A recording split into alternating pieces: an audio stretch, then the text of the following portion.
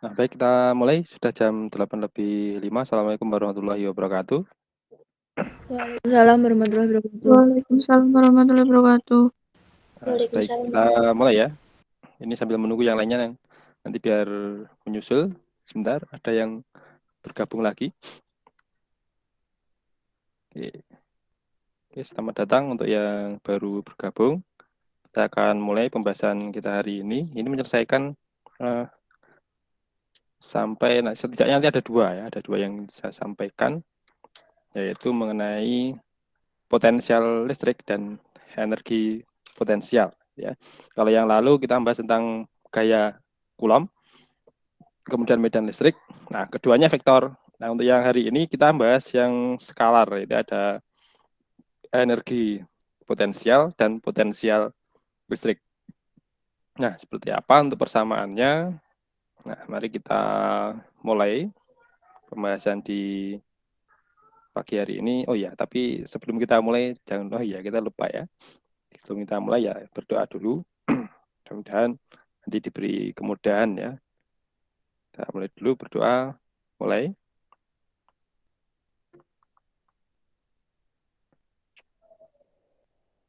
Selesai. Baik, kita mulai pembahasan di hari ini. Yang pertama adalah potensial listrik.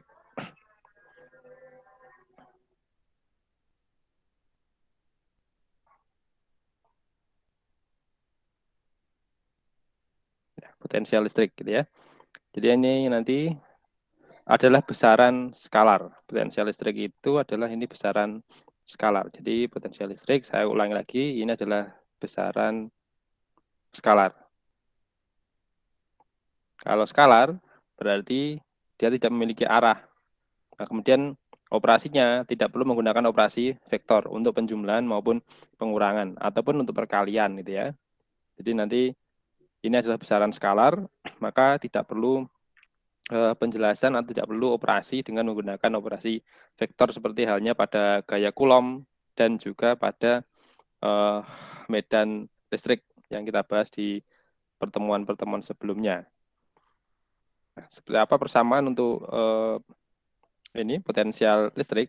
Jadi potensial listrik untuk persamaannya ini akan saya tuliskan di sini. Jadi ada potensial nanti rumusnya atau notasi ya, simbolnya.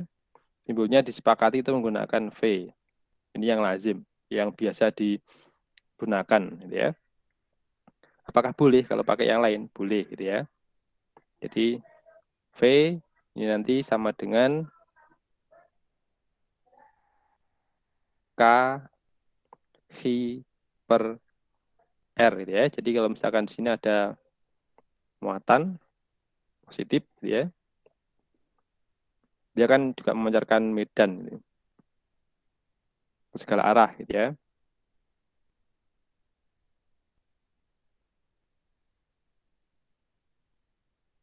Nah, di suatu titik yang berjarak R, jadi misalkan dari sini ke titik ini gitu ya, titik P itu titik pengamatan. Nah, maka disitulah ada yang namanya potensial listrik. Kalau sumbernya ini positif, maka nanti diberi tanda positif di depannya. Hati-hati untuk yang potensial listrik ini nanti tanda itu berpengaruh ya dalam perhitungannya. Jadi ini untuk muatan positif. Jadi ini saya beri keterangan. Jadi V ini adalah potensial listrik.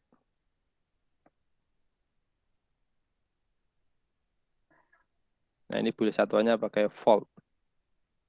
Boleh. Kemudian ada K. Ini konstanta. Oh ya kembali ya sama dengannya dulu. K sama dengan ini ya. Ini K. Nilai yang sudah kita bahas yang lalu. 10⁻⁹ gitu ya. Newton meter kuadrat per Coulomb kuadrat. Kemudian Xi ini muatan sumber. Muatan sumber itu adalah muatan yang menghasilkan potensial. Ya, jadi ini muatan sumber. Ini Coulomb. Kemudian untuk R ini adalah jarak. Ya, satuannya meter, gitu ya. Nah, itu adalah untuk persamaan potensial listrik ketika sumbernya adalah positif. Nah, lalu bagaimana kalau sumbernya negatif, ya? Kalau sumbernya negatif, nanti tinggal menambahkan atau mengganti tanda plus itu dengan tanda negatif. Jadi cukup mudah membedakannya, tapi hati-hati jangan sampai terlupa, gitu ya. Jangan sampai terlupa, harus diberi tanda yang berbeda. Oke. Ini akan kita lanjutkan, tunggu sebentar.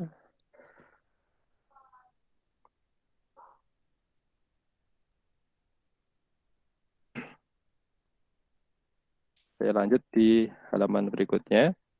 Itu kalau muatannya positif ya. Kalau muatannya negatif, ini untuk muatan negatif, maka potensialnya V sama dengan min K/I per R. Jadi tanda minusnya diikutkan. Nah, lalu bagaimana kalau di dalam suatu sistem itu ada sekian banyak, ya, ada banyak muatan.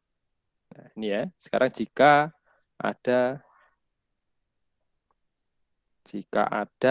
n muatan, maka potensial listriknya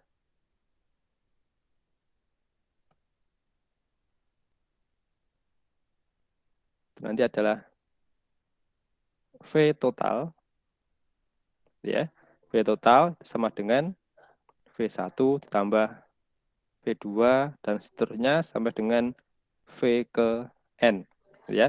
Tapi jangan lupa tandanya diikutkan ya, jenis muatannya.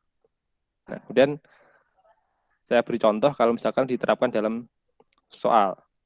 Jadi kalau misalkan dalam sebuah sistem itu ada muatan sebanyak 4 misalkan, ini ada plus, kemudian ada min, kemudian di sini juga ada plus, di sini ada min. Nah, ini kalau dirangkai atau dihubungkan dengan garis bantu gitu ya, hasilnya nggak ada garis bantunya, ini hanya untuk mempermudah dalam perhitungan saja. Jadi kalau misalkan di sini ada garis bantu seperti ini anggap saja sebagai bentuknya persegi. Ya, persegi.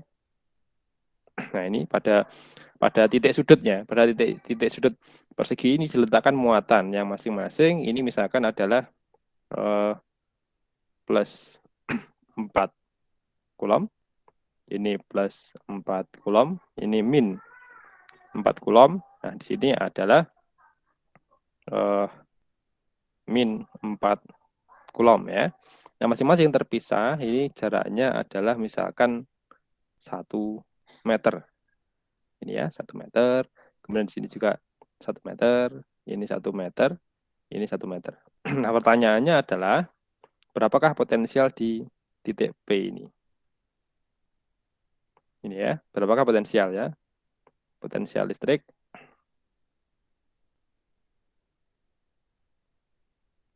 di P. Bagaimana di titik P itu? Nah, berarti kan kita harus mencari berapa jarak masing-masing muatan ini ke titik P. Nah, berarti kan harus tahu diagonalnya gitu ya.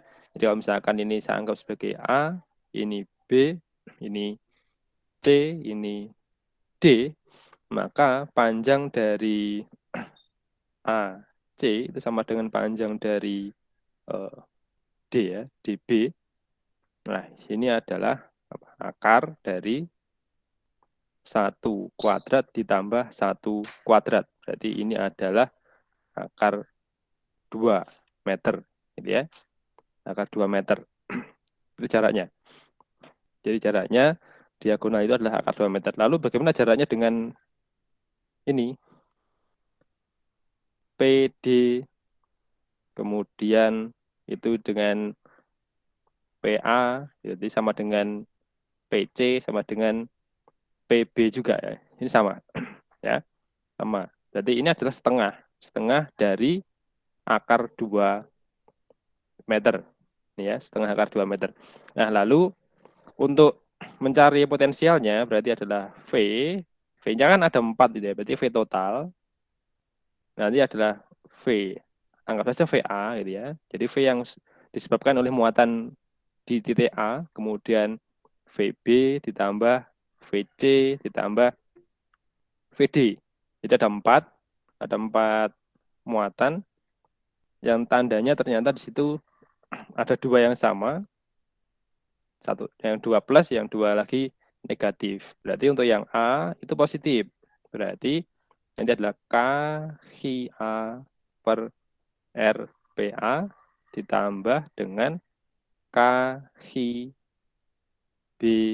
per RPB.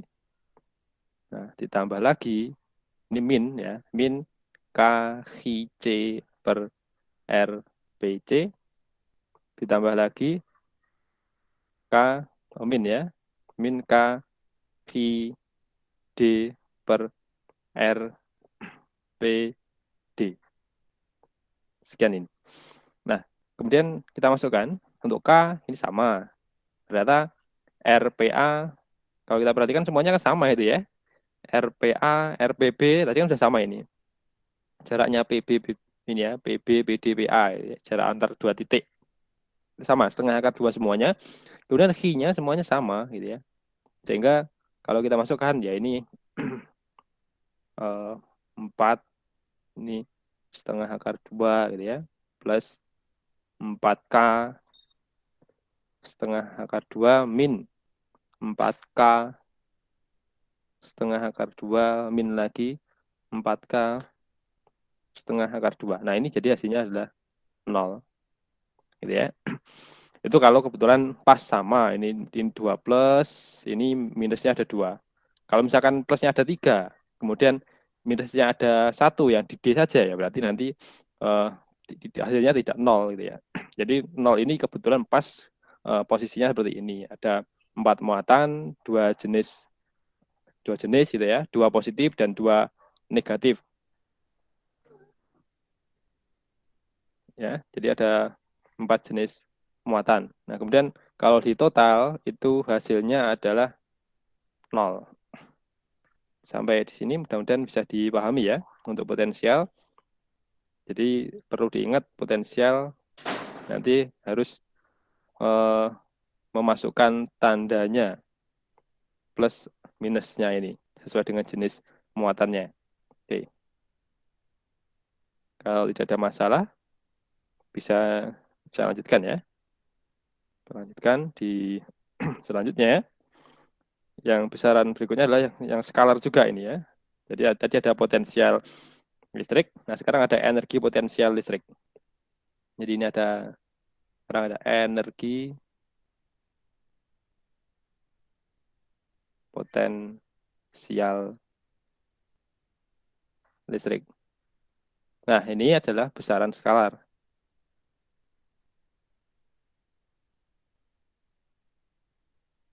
Ya, besaran skalar. Nah, energi. Energi itu besaran skalar. Nah, berbeda dengan yang tadi. Oh ya, sama dengan yang di potensial ya. Potensial itu juga skalar. Nah, teman nanti persamaannya beda. Kalau di potensial tadi, berarti itu hanya ada satu muatan. Jadi ada satu muatan. Di sini ada muatan sumber Hi. Kemudian kita mengamati di sebuah titik, gitu ya, titik P misalkan.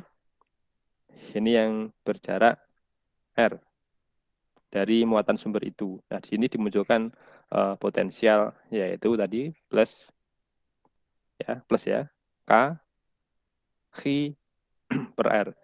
Nah, kemudian bagaimana jika di Sini ada sumber H itu tadi. Kemudian di titik P itu diletakkan muatan lain ya. Muatan lain itu misalkan juga positif. Nilainya H kecil ya. H kecil dan H besar itu beda. Secara umum beda gitu. Kemudian jaraknya R. Nah, maka untuk energi potensial itu nanti dirumuskan sebagai ini. U gitu ya. Sama dengan K H besar, H kecil per R. Gitu ya. H besar, H kecil, kemudian per R. Atau H1, H2 gitu. Boleh ya, nanti ada berbagai macam tipe atau berbagai macam cara untuk menuliskan ininya. Apa namanya, penamaan muatannya gitu ya. Ada yang menuliskan sebagai H1, H2, ada yang H besar dan H kecil. Sama aja. Jangan bingung gitu ya. Yang penting ini berarti anggap saja nilainya beda. Kalau misalkan sama bagaimana ya nggak masalah. Gitu. Kalau nilainya sama kan tinggal menghitung aja nanti. Jadi itu akhirnya kuadrat. Nah lalu bagaimana hubungan antara kedua ini gitu ya.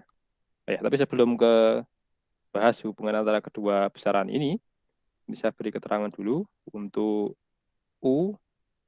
Ini berarti energi potensial ya. Ini energi potensial. Kalau energi potensial berarti ini adalah satuannya Joule karena energi, gitu ya. Kemudian kalau R itu jarak, ya seperti di perumusan sebelumnya, R itu adalah jarak, jadi satuannya meter. Kemudian untuk H, kemudian H kecil ini muatan listrik. Ini adalah Coulomb, gitu ya, satuannya Coulomb. Dua-duanya merupakan benda atau benda titik yang bermuatan listrik. Nah, satuannya berarti Coulomb. Kemudian dilanjutkan lagi hubungan antara besaran yang pertama V potensial listrik dengan energi potensial. Jadi persamaan energi potensial tadi ini ada U. Kok U Pak? Ya nggak apa-apa gitu ya, notasi. Kebanyakan di buku pakai U. Kalau pakai EP apa boleh? Boleh saja gitu ya. Silahkan ya. Yang penting kalian bisa memahami bahwa itu adalah energi potensial. Gitu aja. Bisa U, boleh. Jadi U sama dengan K, H, kemudian H kecil per R. Ya. H besar, H kecil, kemudian R. Jadi tadi kan posisinya atau keadaannya ini adalah ketika ada muatan sumber plus ini H, kemudian di sini ada muatan lain juga plus misalkan H. Nah, maka nanti untuk ini kita bisa membuat modifikasi ini. Jadi ada H, saya taruh di depan. Ini adalah K H per R, gitu ya. K H per R. Nah, kemudian persamaan yang belakang ini, yang kanan, yang bagian kanan ini kan kita sudah tahu. Ini adalah persamaan potensial dari sumbernya itu. Sehingga yang bagian ini itu adalah Q kalikan V. Jadi ini adalah hubungan antara energi potensial dan potensial listrik. Ini saya lingkari ya biar nanti tahu ini persamaannya penting gitu ya.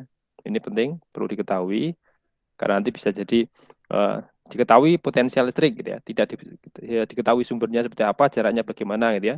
Yang diketahui adalah di sekitar muatan H kecil itu ada potensial listrik. Seperti kemarin kita bahas soal ada medan listrik, di situ diletakkan muatan positif atau negatif, kemudian berapa gayanya gitu ya.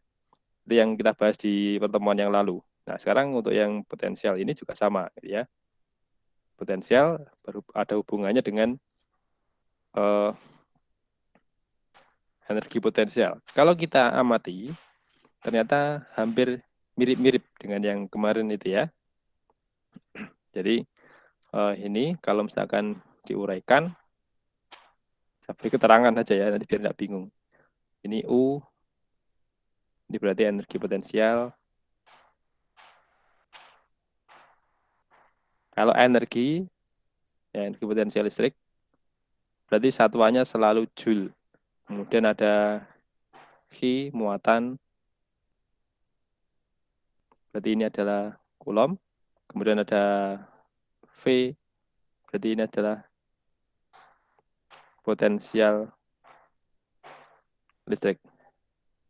Nah, satuannya misal volt. Ini ya. Apakah sini ada pertanyaan? Tidak ada ya? Oke. Kemudian kita punya, nah ini sedikit ringkasan saja.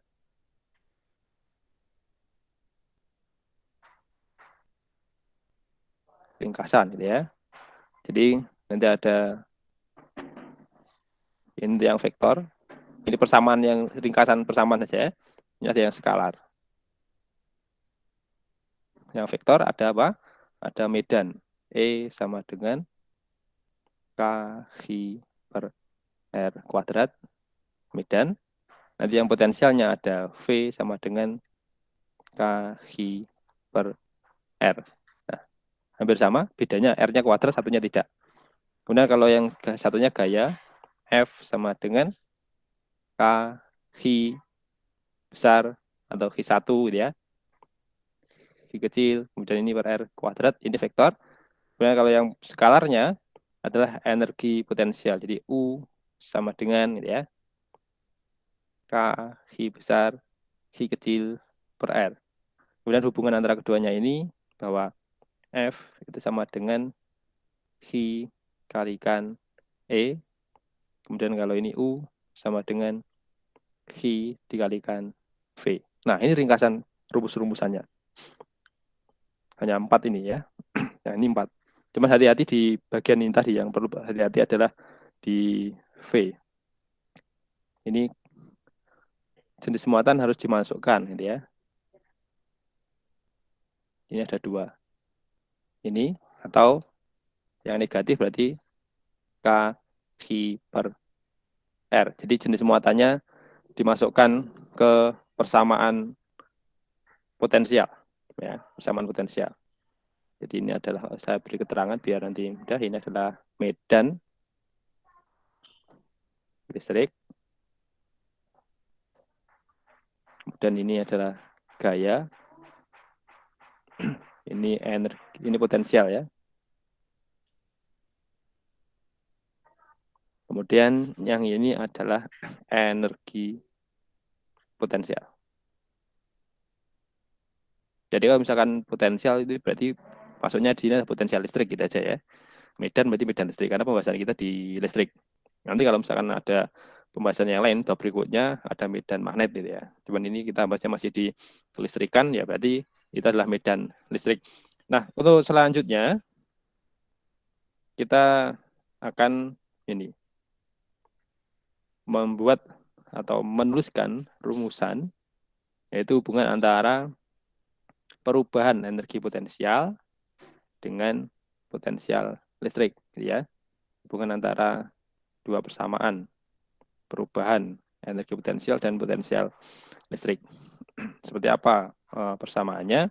Jadi kalau misalkan ini saya punya sebuah ilustrasi gitu ya, ada ilustrasi, di sini ada sumber, di sumber muatan, ini plus misalkan ini ya, ini sumbernya, ini saya tuliskan sebagai sumber. Oke, sumber. Kemudian diletakkan muatan yang lain. Di sini ada muatan yang lain, misalkan juga plus. Di sini ada besarnya adalah Q kecil, gitu ya. Atau Q1, Q2 juga boleh. Atau ini saya ganti saja. Ini juga boleh ya. Tapi biar seragam, boleh ya Q saja ya, Q aja. Ini Q, biar seragam dengan yang baru kita bahas tadi. Kemudian ini punya jarak. Jaraknya dari sini ke sini. Anggap saja ini adalah R1. Nah, di titik di mana letak Q ini berada, di awal ini, di titik ini kan ada muatan dan juga ada potensial listrik. Potensial di sini adalah V1 gitu ya. V1. Nah, kemudian muatan Q kecil itu digeser, digerakkan ya, dia digeser gitu. Nah, melewati perjalanan seperti ini. Kemudian begini. Nah, kemudian jaraknya ini dia diletakkan di titik. Ini yang jaraknya kalau diukur dari sini gitu ya. Diukur dari sini, saya tarik sini, ini adalah R2. Nah, jadi Q kecil itu posisinya sekarang ada di sini. Q2 atau Q ya. Nah, di titik Q ini berada, ini memiliki potensial. Potensialnya karena R-nya berubah, berarti ini kan V-nya juga berubah. Namanya V2 gitu ya. Nah, berarti ketika di titik pertama, dia kan punya potensial, energi potensial ya, di titik 1, maka energi potensialnya adalah U1 sama dengan K Q per R1. Kemudian di titik kedua, ini adalah U2 sama dengan K Q per R2. Nah, ini nilainya beda gitu ya. Lalu bagaimana selisihnya gitu kan? Perubahannya. Jadi ada U, delta U gitu ya. Jadi sama dengan energi potensial akhir dikurangi energi potensial awal. Nah, ini berarti kan ada K, Q besar, Q kecil per R2 min K, Q besar, Q kecil ini ya. Oh,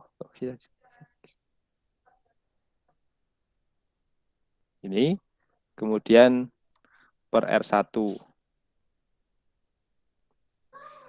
Nah, dari sini kita bisa peroleh. Tadi kan kita punya persamaan ya, hubungan antara U dan V. Nah, ini kan boleh kita tuliskan sebagai Q V2. Atau kalau bingung, saya tuliskan di sini adalah Q kalikan K Q besar per R2. Ya. Kemudian yang sebelah kanan atau yang paling belakang itu berarti sini adalah kita tuliskan sebagai Q K Q besar R1. Nah, ini bisa dituliskan sebagai Q V2 min Q V1. Nah, berarti bisa tuliskan lagi sebagai delta U ini sama dengan apa? V kalikan delta V, ya. Ini tadi. Atau sebelum ini bisa diuraikan kalau misalkan itu bingung, bisa seperti itu ya. Ini boleh saya tuliskan biar runut, boleh seperti inilah. Ini V2 min V1. Nah, ungkapan V2 min V1 berarti kan itu ada selisih. Selisih antara V2 dan V1. Sehingga bisa kita tuliskan perubahan energi potensial itu sama dengan muatan dikalikan perubahan potensial listriknya. Ya, karena di titiknya berubah, maka potensialnya juga berubah. Ini ya. Jadi yang bagian ini adalah perubahan energi potensial. Kemudian ini muatan listrik. Dan bagian yang delta V ini adalah perubahan, ada delta itu berarti maksudnya perubahan ya. Perubahan potensial listrik. Nah, ini ya. Baik, apakah ada pertanyaan sampai di bagian ini? Tidak ada ya? Oke. Kalau tidak ada, kita lanjutkan ke materi selanjutnya. Di sini ada, kita sudah mengenal hukum kelestarian ya. Selanjutnya ini.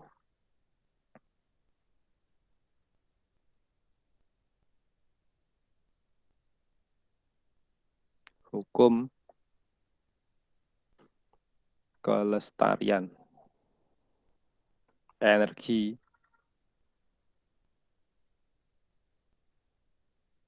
mekanik. Oh, ini baru yang baru tahun ini saya ajar, berarti baru mengenal ini ya. Saya bisa menggunakan istilah kelestarian, tidak pakai yang kekekalan gitu ya. Karena dalam bahasa Inggris nanti namanya conservation of energy atau conservation of mechanic energy, konservasi, berarti itu lestari ya. Kenapa disebut kelestarian gitu ya? Jadi karena secara konsep memang dia nilainya bisa saja tidak bertahan atau nilainya berubah karena ada faktor lain, ada faktor luar gitu ya. Jadi syaratnya berlakunya hukum kelestarian energi ini atau yang mungkin di buku-buku masih disebutkan sebagai kekekalan energi gitu ya. Ini ada syarat. Kapan ini berlaku? Yaitu ketika yang bekerja itu hanya gaya Coulomb saja. Syaratnya ini. Hanya ada gaya Coulomb.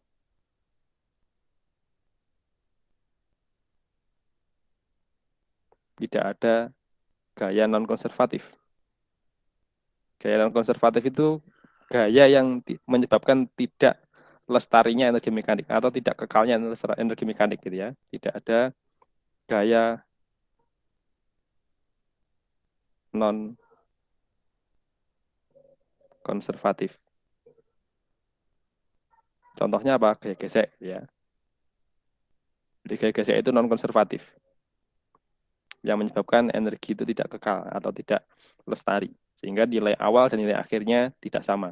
Nah, tapi kalau yang kita bahas di sini adalah keadaan ketika terjadi hukum kelestarian energi mekanik. Nah, berarti kalau terjadi seperti itu, maka berlakulah energi mekanik awal itu sama dengan energi mekanik akhir. Ya, jadi keadaan pertama, energi mekaniknya nilainya sama dengan energi mekanik di keadaan kedua. Seperti yang sudah diketahui di jenjang sebelumnya, di kelas 10, ya, sudah dikenalkan bahwa energi mekanik itu adalah energi kinetik, ya, energi kinetik pertama, atau energi kinetik pada keadaan awal, ditambah dengan energi potensial keadaan awal. Nah, energi potensial mungkin di sebelumnya dinotasikan pakai EP gitu ya. Ini pakai U sebagaimana yang tadi. Kita potensial listrik, energi potensial listrik gitu ya.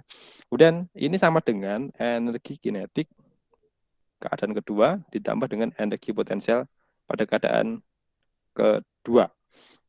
Nah, kita tahu juga energi kinetik berarti adalah setengah kalikan massa dari muatan tadi, muatan yang bergerak ditambah dengan potensialnya dialami oleh energi potensial yang dimiliki oleh muatan Q, berarti adalah Q kalikan V1, kemudian ini ada setengah M V2 kuadrat plus gitu ya, Q dikalikan V2. V ini kan potensial tadi ya. Jadi ketika ini digerakkan gitu ya. Mana ya? Di sini ada tadi. Nah ini ya, ketika digerakkan ini kan dia punya kecepatan gitu ya, bergerak di lintasan hijau ini, muatan Q itu kan punya kecepatan.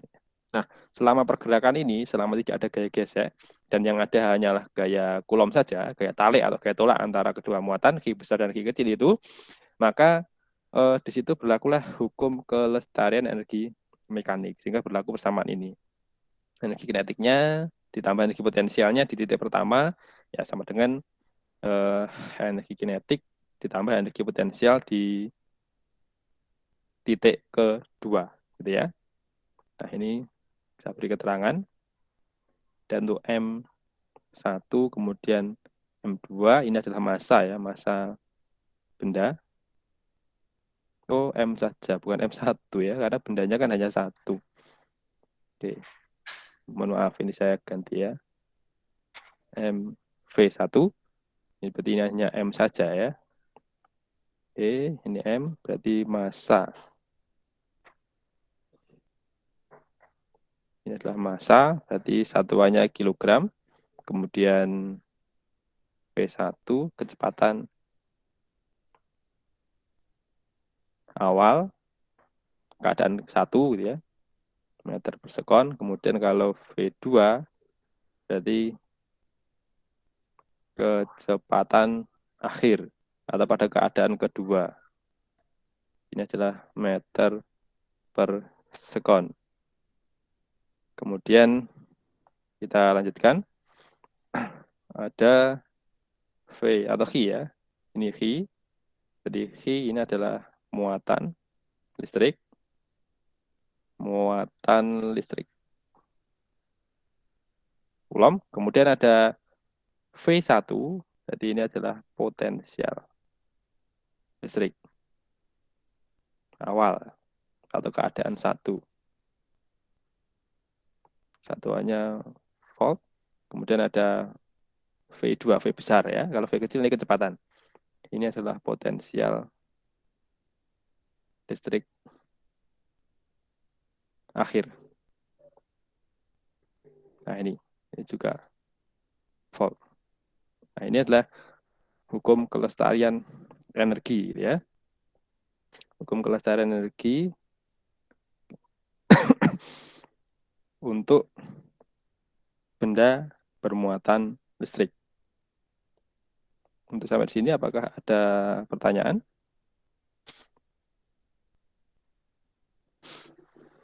Tidak ada ya? Oke.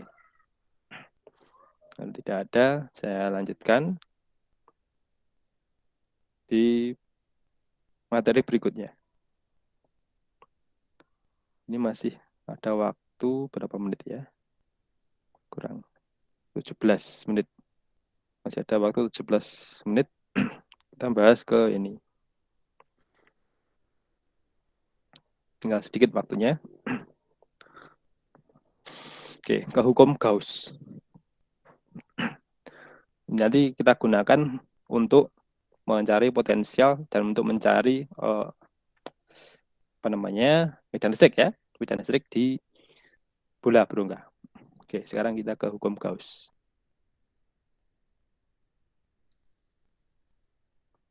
Hukum Gauss.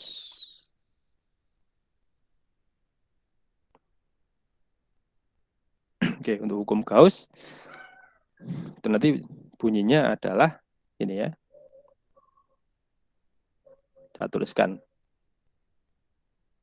jumlah garis ya, jumlah garis-garis ya. Jumlah garis-garis medan listrik.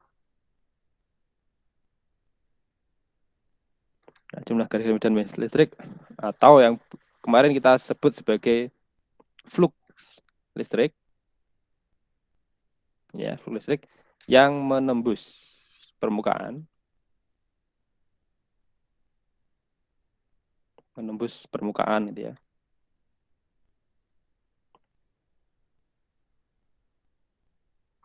Yang menembus suatu permukaan tertutup, ini syaratnya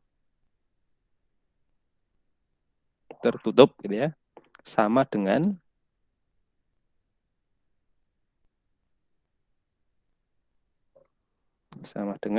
jumlah ya. Jumlah muatan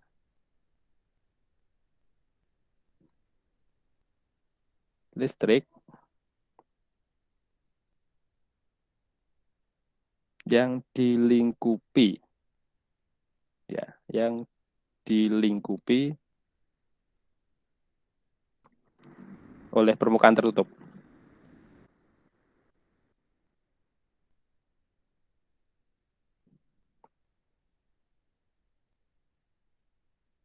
Ya. Dibagi permitivitas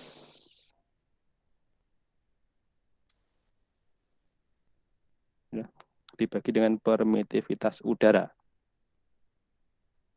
yaitu epsilon 0. Ini ya.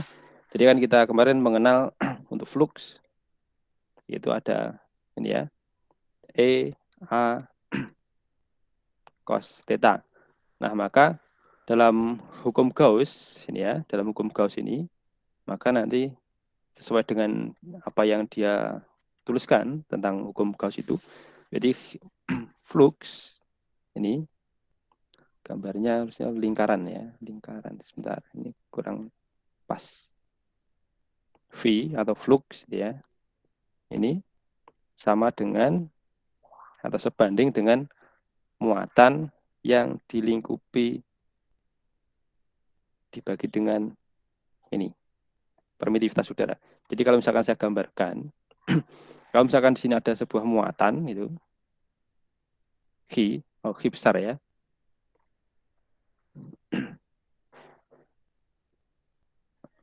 Ada Q besar misalkan seperti ini, kemudian dia dilingkupi oleh permukaan Gauss. Jadi membuat permukaan Gaussnya misalkan kalau muatan titik itu permukaannya berupa kulit bola seperti ini gitu ya.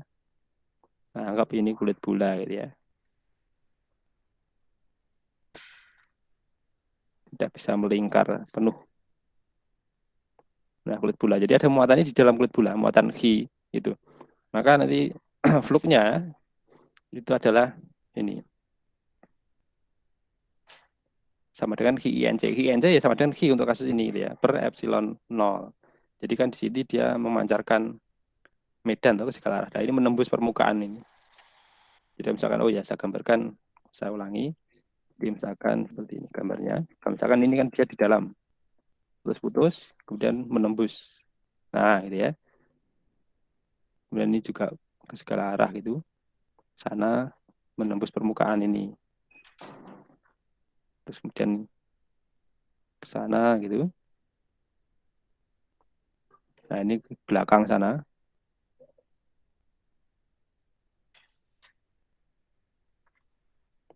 Dan ada yang ke atas. Gitu. Nah, ini. Jadi ini ada medan listrik yang menembus permukaan kulit bola, ya. Sehingga untuk fluxnya nanti adalah QINC per epsilon 0, gitu ya. Nah, lalu ini sebagai ilustrasi contoh, kalau misalkan sini ada muatan ya, ada 3 muatan, misalkan sini ada muatan, ini contoh ya. Ini misalkan adalah muatan plus, kemudian sini ada plus lagi, ini juga semuanya di sini ada plus gitu. Nah, kemudian dalam pengamatan itu dibuat permukaan Gauss. Pengamat membuat permukaan Gauss. Jadi misalkan permukaan Gauss itu ya permukaan imajiner, sebenarnya tidak ada gitu ya. Jadi misalkan permukaannya ini melingkupi ini. Nah, bagaimana dengan flux ya? Flux listrik yang melingkupi dua muatan itu. Ya. Jadi fluxnya nanti kita bisa menuliskan V ini kan sama dengan muatan yang dilingkupi. Muatan yang ada di dalam permukaan Gauss itu dibagi dengan epsilon 0. Jadi yang warna merah ini adalah permukaan Gauss namanya, permukaan tertutup.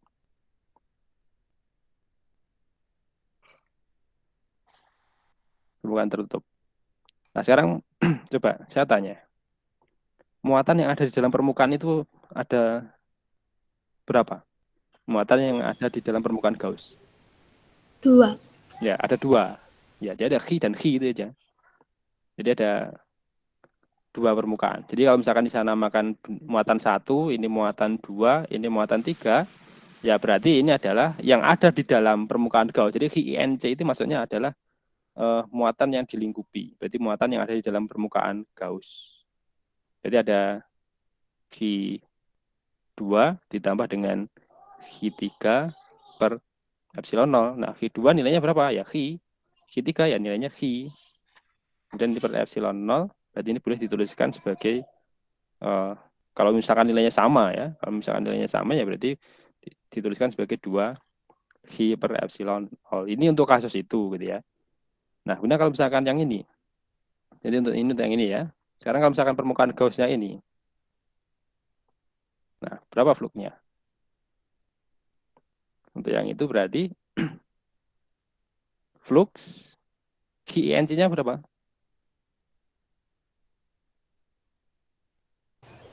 Khi yang dilingkupi. Hanya khi saja. Jadi ya ini tinggal khi per epsilon 0. Jadi khi INC itu adalah ini muatan yang dilingkupi permukaan Gauss. Ini saya beri keterangan ya.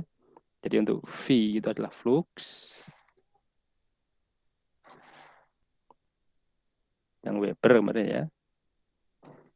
Kemudian V include maksudnya ya. INC itu dipotong dari kata include. Jadi muatan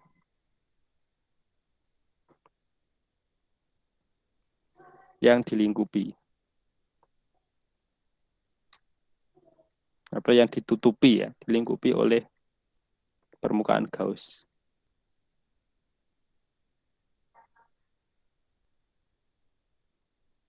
Nah, ini satuannya Coulomb. Kemudian kalau epsilon 0 ini permitivitas udara.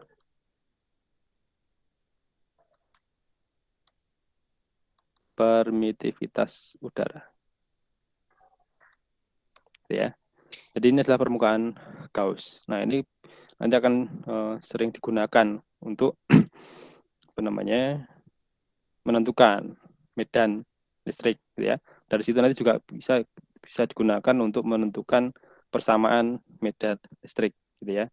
Jadi misalkan medan listrik di sekitar bola konduktor berongga gitu ya. Jadi kalau misalkan kurang 9 menit ya, mudah-mudahan cukup nanti. Jadi kalau misalkan di sini ada muatan ya, medan listrik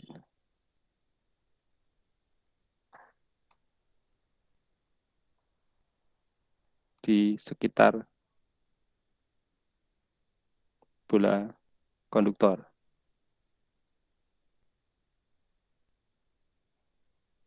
Nah, tapi sebelum ke sana ya, nanti kita akan bahas ini dulu.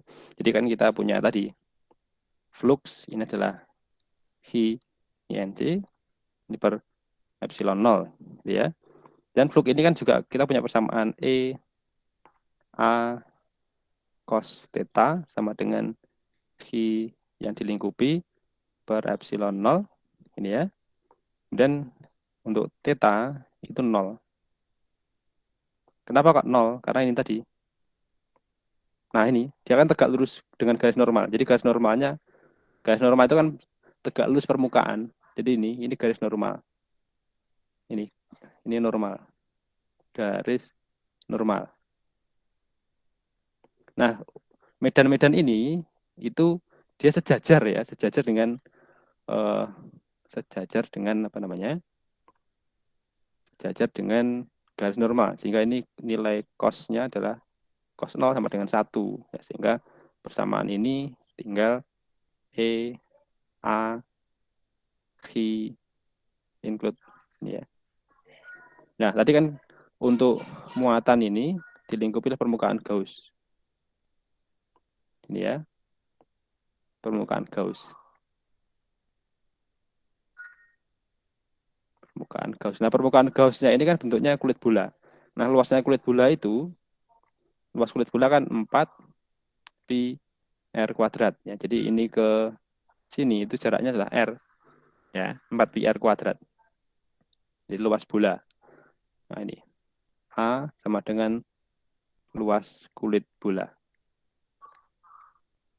Luas kulit bola itu sama dengan 4 pi R kuadrat. Nah, ini sama dengan muatan misalkan ini adalah Hi ya. Hi, muatan sumbernya Hi, berarti ini diganti dengan Hi per epsilon 0.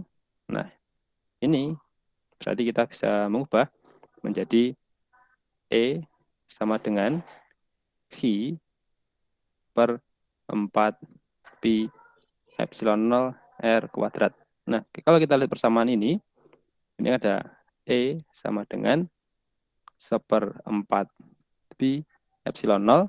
Ini adalah Hi per R kuadrat. Nah, 1/4 pi 1/4 pi epsilon 0 ini ya. Inilah yang nilainya kita kenal tadi K di persamaan-persamaan sebelumnya itu ya, sudah mengenal K itu. Sehingga dari sini kita peroleh E sama dengan K Hi per R kuadrat. Nah, ternyata kita memperoleh persamaan medan listrik, ya. Dari hukum Gauss tadi kita bisa memperoleh persamaan medan listrik. Oke. Oh, waktunya sudah tinggal 5 menit ya. Jadi kita lanjutkan di pertemuan yang akan datang. Kita belum bahas ke kapasitor ya. Jadi nanti kita lanjutkan di pertemuan yang akan datang saja. Ini saya absen dulu. 5 menit lagi. Kalau ini saya lanjutkan nanti terlalu panjang. Tidak istirahat nanti ya. Ini masih ada ya cukup banyak untuk sebelum masuk ke kapasitor. Ya, tunggu sebentar ya. Saya siapkan absensinya.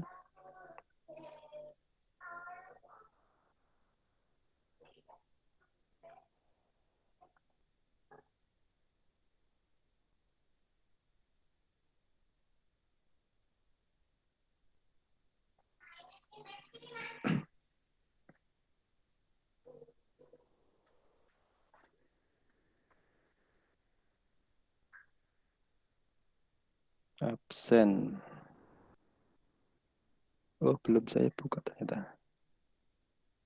Oh, ini. Sudah saya buka. Bentar.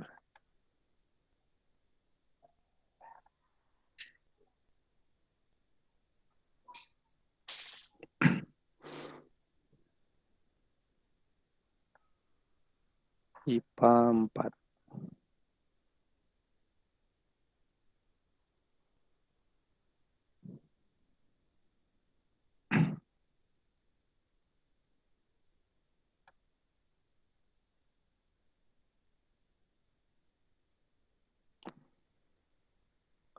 Sebentar ya, sebentar. Ini kok. Oh, ini sebentar. Berarti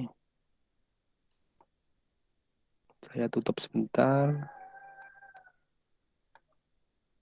Tadi ada yang izin. Yang izin kayaknya hanya satu ya. Sepertinya hanya satu. Yang paskib, untuk paskib itu.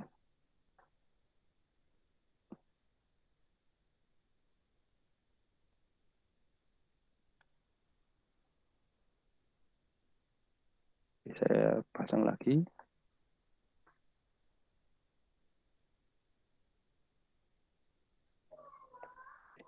Oke, sudah kelihatan ya. Sekarang saya lihat pesertanya. Ahmad juga ada.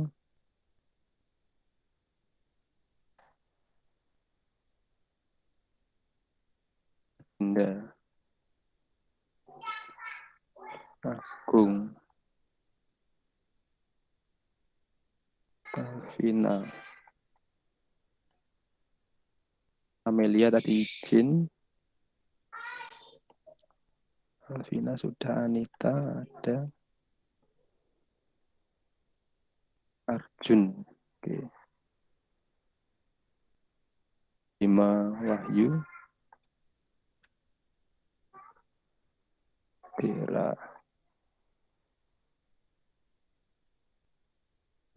Vandra tidak ada. Diuta. Wi. Aprilia Ningrum. Dan Dwi Yuda.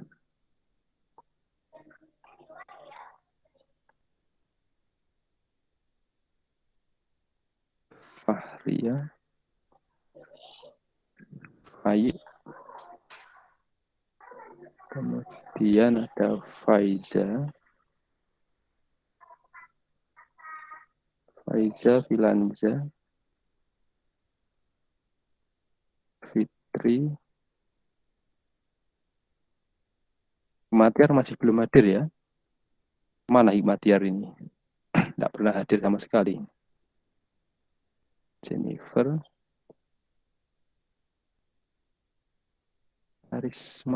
Karisma tidak ada. Di nanti tidak ada. Nabila. Oh, Muna ya. Munalea. Pak Kinanti ada. Oh iya ada. Aku geser keduburan berarti tidak ketok tulisannya.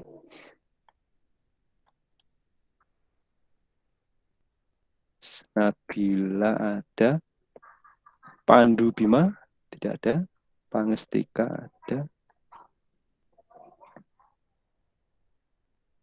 Randy hadir. Pak Nabila belum ke absen. Ush, oke.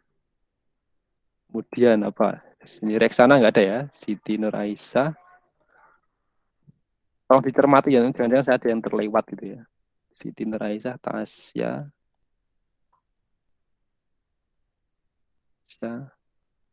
Fatur, Taufik Gembur, Randy, oke, hadir. Kemudian Vanessa, Yuvaldia. Nah, sudah ya. Apakah ada yang terlewat? Reksana tidak ada, Pandu Bima tidak ada, Muhammad Faisal Hamid tidak ada, Karisma tidak ada, Hikmatyar tidak ada, sama Devandra. Nah, baik itu ya. Untuk hari ini saya akhiri sekian. Selamat melanjutkan belajarnya. Assalamualaikum warahmatullahi wabarakatuh. Waalaikumsalam Waalaikumsalam warahmatullahi warahmatullahi wabarakatuh. wabarakatuh.